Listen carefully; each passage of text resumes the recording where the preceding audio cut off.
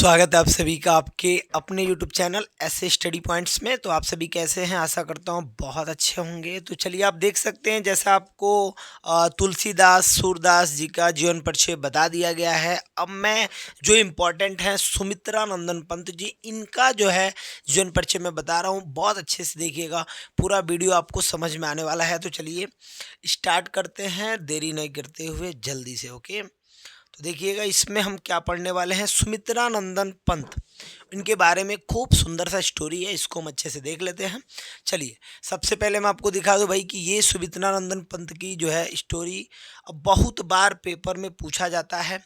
Class 10th और 12th दोनों के लिए ही इम्पोर्टेंट है, कोई दिक्कत नहीं है। ठीक है, चलिए तो थोड़ा सा इस कहानी को हम देख लेते हैं, अच्छे से समझ लेते हैं कि भाई सुमित्रा नंदन पंत जी। देखिए हर बार तो लगभग है ही, आपको बस याद कर लेना है कि कौन सा आप याद कर लेते हैं तो आपको कितना क्या फायदा होता है। ठीक है, सुकुमार, देखिए सबसे बड़ी बात है कि इनको आप थोड़ा सा एक नाम याद कर लीजिए कि सुकुमार भावनाओं के कवि, ये भावनाओं के कवि हैं। ठीक है, मतलब एकदम भाव को व्यक्त करने वाले कवि हैं।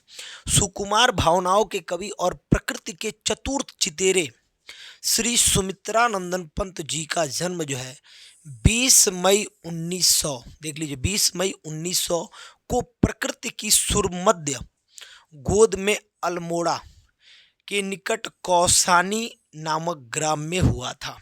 तो ये याद भी करना है कि ये जो कवि हैं सुमित्रानंदन पंत जी, ये सुकुमार कवि हैं और ये भावनाओं के जो है और कवि प्रकृति के प्रति चतुर और चितेरे श्री सुमित्रानंदन पंत जी का जो जन्म है वो 20 मई सन 1900 ईस्वी को हुआ था।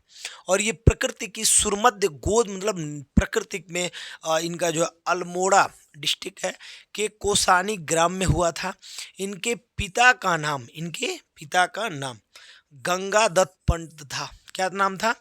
गंगादत्त पंत था। ठीक है, और इनके जन्म के 6 घंटे के बाद ही इनकी माता जी का देहांत हो गया था।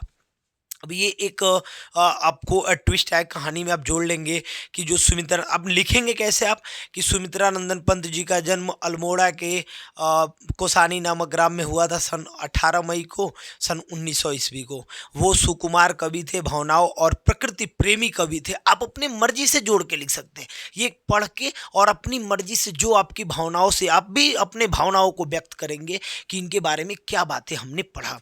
और आप लिखेंगे कि इनके जन्म के 6 घंटे बाद ही इनकी मम्मी का, यानी कि इनकी माता श्री का क्या हो गया?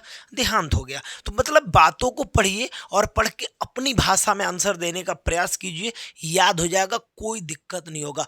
रट्टा मारने से नहीं याद होगा मेरे भाई, इसको आराम से लिखना होगा। ठीक है, और देखिए इनका लालन पालन, अब भाई जो मम्मी मर गई तो लालन पालन कौन किया? तो कह रहा है इनका लालन पालन पिताजी तो थे भाई, और दादी जी के वात्सल्य में, उनके छत्र छाया में हुआ था। ठीक है, पंत जी ने अपनी शिक्षा का प्रारंभिक चरण चूंकि स्पष्ट है अल्मोड़ा में पूरा किया था। जहाँ के थे वहीं पे प्रारंभिक चरण पूरा करेंगे। यदि यहीं पर इन्होंने अपना गुस्साइंदस्त से बदल कर सुमित्रा नंदन पंत रखा, मतलब नाम भी बदल दिया।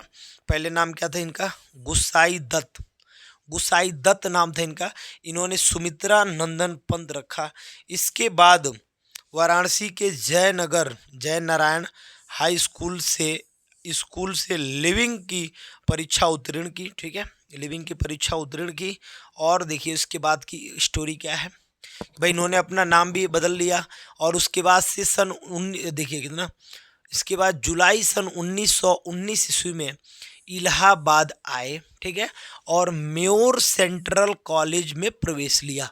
तो म्योर कॉलेज सेंट्रल में क्या कर लिया? प्रवेश ले लिया।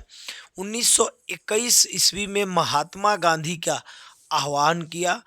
इन आह्वान पर असहयोग आंदोलन से प्रभावित होकर इन्होंने बीए की परीक्षा दिए बिना ही कॉलेज को क्या कर दिया? त्याग दिया था। अब चूंकि महात्मा गांधी उस समय 1917 में वो भी आ गए थे, चंपारण वाला हुआ था उनका जो असहयोग आंदोलन। उसके बाद असहयोग आंदोलन मैंने अंग्रेजों के खिलाफ एक आंदोलन था, उसमें गांधी जी ने आह्वान किया कि भाई सब लोग मेरे साथ जुड़े और मेरा ये जो बढ़ाएं।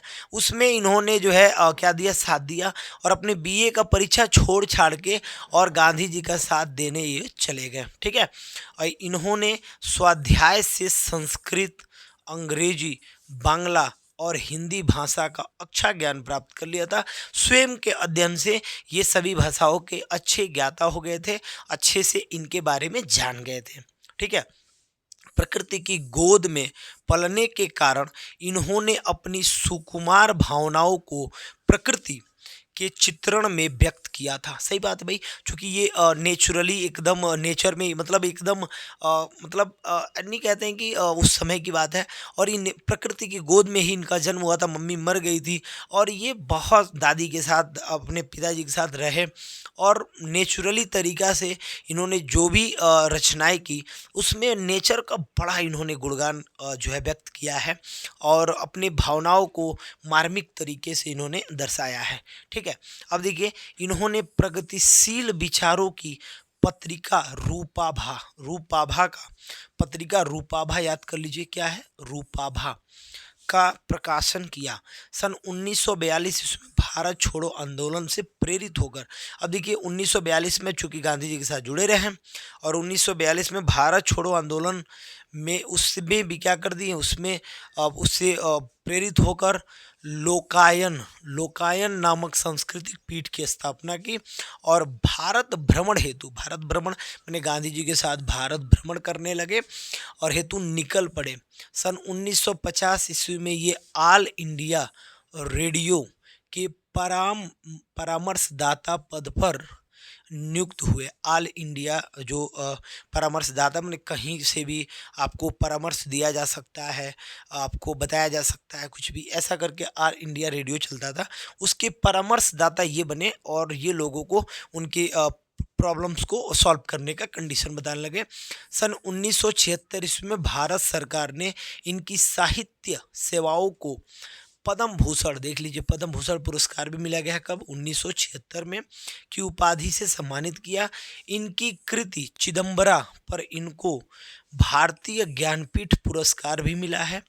28 दिसंबर सन 1977 ईस्वी को इस महान साहित्यकार ने इस भौतिक संसार से सदैव के लिए विदा ले ली और चिर निद्रा में, मतलब कि हमेशा के लिए जो है गहरी नींद में क्या हो गए, सो गए। तो सुमित्रानंदन पंत के लिए क्या स्टोरी था, अगर जो स्टोरी को हम एक संक्षिप्त वर्णन करें तो मैं आपको बता दूं कि सुकुमार कवि थे और प्रकृति प्रेमी कवि थे। तो आप क्या कहेंगे कि सुमित्रानंदन पंत जो है सुकुमार कवि थे, मनों की मतलब भावनाओं को व्यक्त करने वाले कवि थे, प्रकृति प्रेमी कवि थे, और इनका जन्म जो है अल्मोड़ा के कोसानी नामक ग्राम में हुआ था। 18 मई 1900 ईस्वी में हुआ था। ठीक है। और उसके बाद से क्या हुआ, इनके जन्म के कुछ घंटे यानी 6 घंटे बाद ही इनकी माता श्री का देहांत हो गया था। उसके बाद इनका लालन पालन जो है इनके पिताजी और इनके दादी ने किया था। ठीक है, ये बात उनके बारे में आप लिख रहे हैं।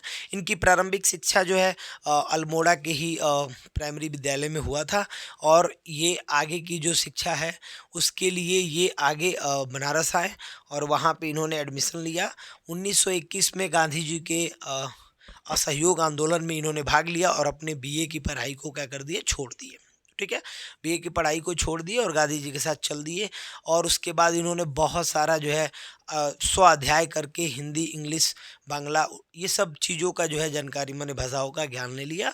और लास्टली जो है असहयोग आंदोलन के बाद भारत छोड़ो आंदोलन में भी इन्होंने बढ़िया काम किया। फिर भारत भ्रमण किया, और भारत भ्रमण किए इनको जो है 1976 ईस्वी में पद्म भूषण पुरस्कार से पुरस्कृत किया गया, सम्मानित किया गया। उसके बाद से ऑल इंडिया रेडियो के परामर्श दाता इनको बना दिया गया, परामर्श करते थे। और लास्ट में ये महान व्यक्तित्व जो है 1977 ईस्वी में इस महान व्यक्तित्व भौतिक दुनिया से विदा ले लेते हैं और चिर निद्रा में चले जाते हैं। कहने का मतलब है कि आप इसको शॉर्ट में भी एक बार कहानी रूप से तैयार कर लेते हैं तो सुमित्रानंदन पंत जी के बारे में आप बता देंगे, कोई दिक्कत नहीं होगा। हाँ, इनके कुछ ये हैं रचनाएं हैं, इनको भी आप देख सकते हैं कि कृतियां हैं, कुछ रचना है। तो रचना का नाम याद कर लीजिएगा 2 4 5 को। तो जैसे मान लीजिए वीड़ा हो गया, ग्रंथि हो गया, पल्लव हो गया, ठीक है, युगांत हो गया, युगवाड़ी हो गया, ग्राम्य हो गया, लोकायतन हो गया। ये ऐसे करके आप याद कर सकते हैं। फिर कह रहा साहित्यिक में स्थान क्या है, ये भी एक हेडिंग ज़बरदस्त होता है। तो साहित्य में स्थान का मैं बता रहा हूँ, साहित्य में स्थान ये डाल दीजिएगा कि इनको सुकुमार और मनोभाव यानी भावनाओं का कवि कहा जाता है, प्रकृति प्रेमी कवि कहा जाता है। ये सब चीज़ें आप डाल सकते हैं। और देखिए, सुंदर सुकुमार भावों के चतुर चितैरे पंत में खड़ी बली, यानी कि साहित्यिक में स्थान का मतलब आपने उनको जैसा सुना पूरा परिचय में, उसमें का जो मेन मेन गहरी बातें हैं, उन बातों को आप यहाँ पे लिख सकते हैं। तो ये बेहतरीन हो जाएगा। जैसे पंत जी हिंदी कविता के श्रृंगार हैं, जिन्हें पाकर माँ भारती कृतार्थ हुई, तो ये भी इनके बारे में है। तो इस बात को भी हम लिख सकते हैं, साहित्यिक में स्थान। ठीक है, और ये हेडिंग जीवन परिचय, रचनाएं और साहित्यिक में स्थान, ये जो 3 हेडिंग है, इन तीनों हेडिंग को आप डालेंगे और अच्छे से लिख देंगे, आपको नंबर फुल टू फुल मिल जाएगा। तो वीडियो कैसा लगा, अच्छा लगा हो तो प्लीज़ लाइक कर दीजिए और कमेंट में बताएं कि आपको वीडियो कैसा लगा। अच्छा लगा हो तो और वीडियो आते रहेंगे, जैसे आप देख रहे हैं बहुत सारे वीडियो आ रहे हैं।